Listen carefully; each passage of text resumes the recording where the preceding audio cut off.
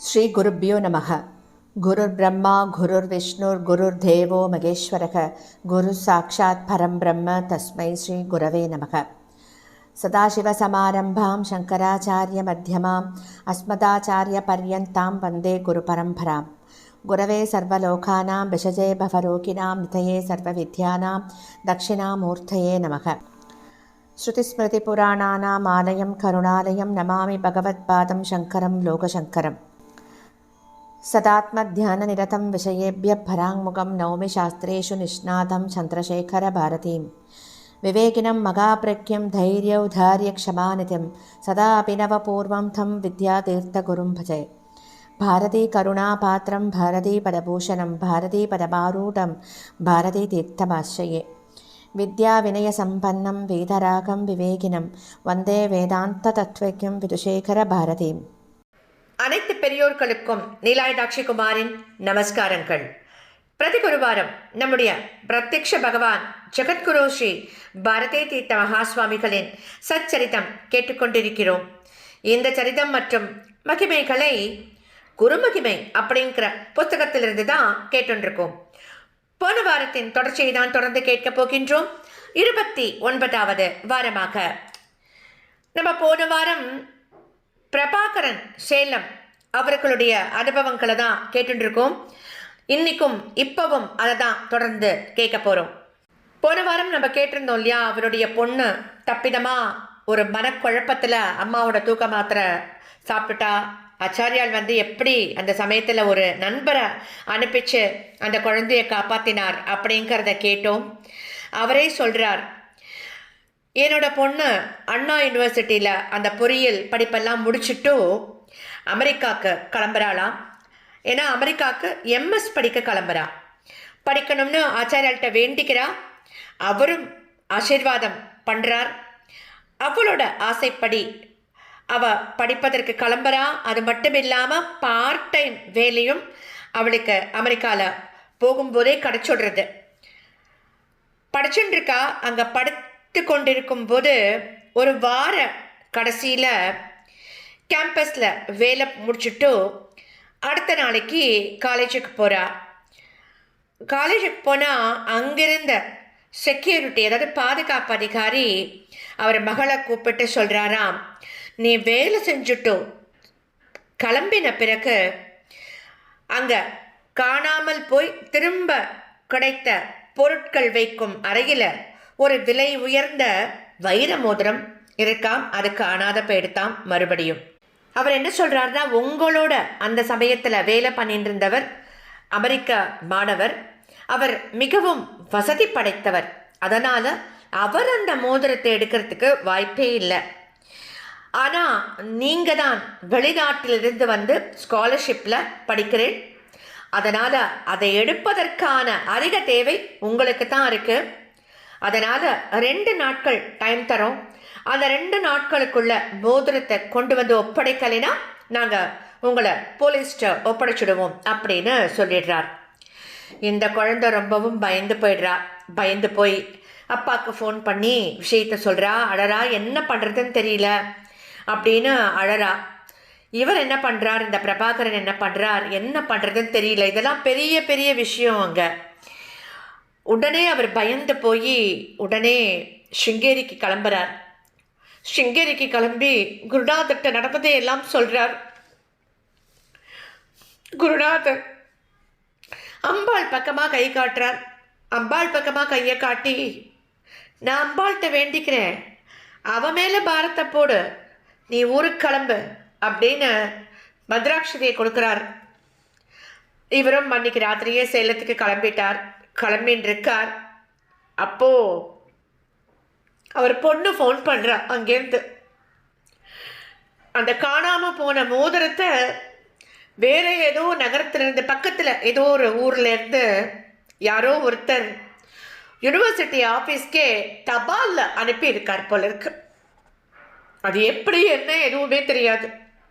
ஒரு பெரிய திருட்டு பழியிலிருந்து குருநாதர் என்னோட பொண்ணை கடல் கடந்து காப்பாற்றி இருக்கார் அப்படின்னு சொல்கிறார். ஆனால் இது வரைக்கும் அந்த மோதிரத்தை எடுத்தது யாரு, திருப்பி அனுப்பிச்சது யாரு அப்படின்னு யாருக்குமே தெரியாது.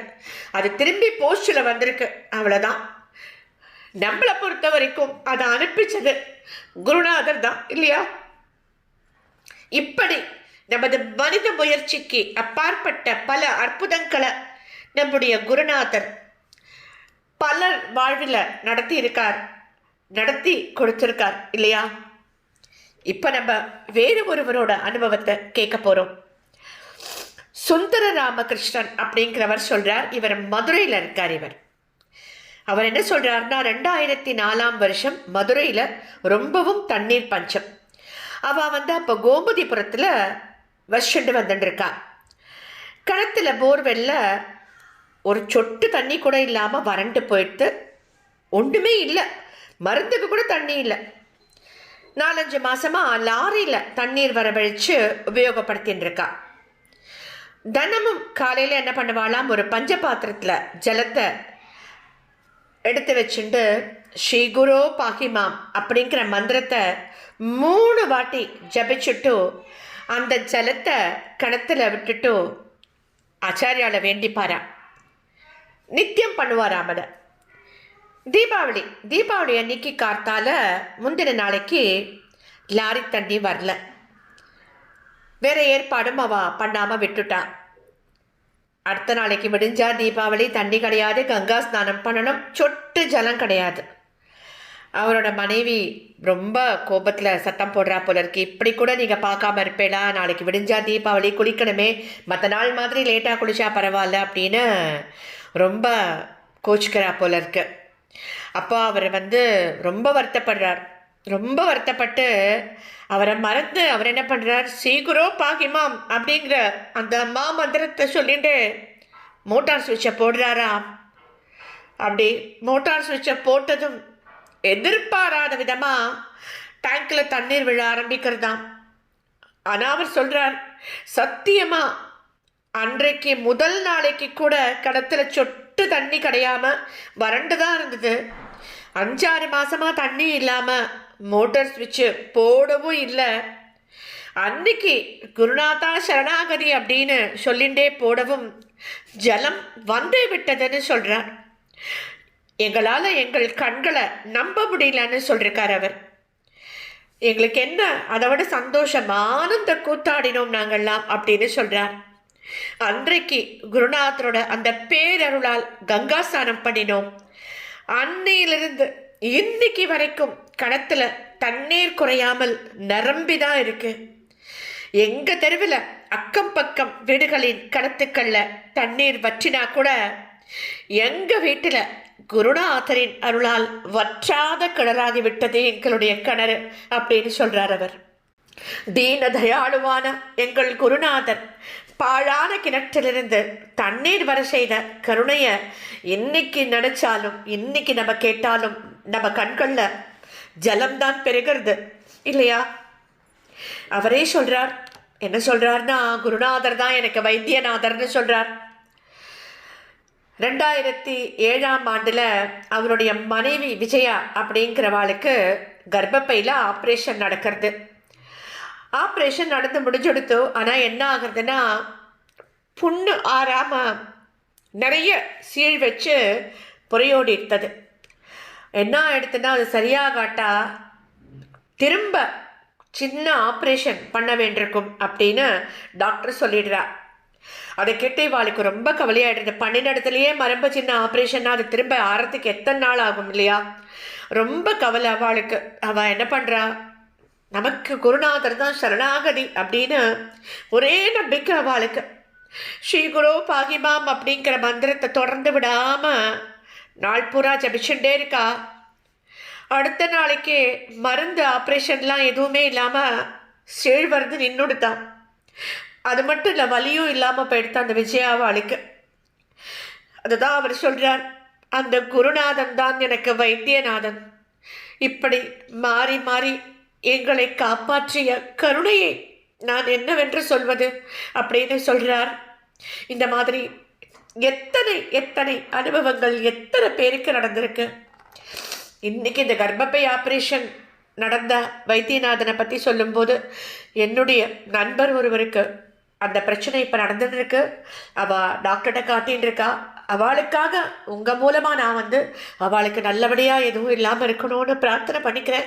இது ஆச்சாரியாலே இது இப்படி சொல்லியிருக்கா. நேத்திக்கெல்லாம் நான் அவளை பற்றி அவ்வளோ கவலைப்பட்டிருக்கேன். பயாப்சிக்கெல்லாம் கொடுத்துருக்கா.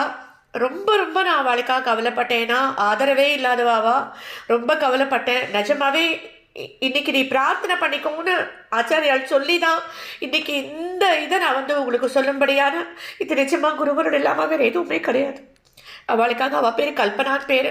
அவளுக்காக நான் பிரார்த்தனை பண்ணிக்கிறேன். நீங்களும் பிரார்த்தனை பண்ணிக்கோங்க. குருநாதர் கண்டிப்பாக அவளை கைவிட மாட்டார். இதுக்கப்புறம் வேறொரு நிகழ்வோட உங்களை நான் அடுத்த வாரம் சந்திக்கிறேன். ஸ்ரீ சத்குரு பாகி. ஸ்ரீ சத்குருநாதா சரணம் சரணம். ஸ்ரீ சத்குருநாதா சரணம் சரணம்.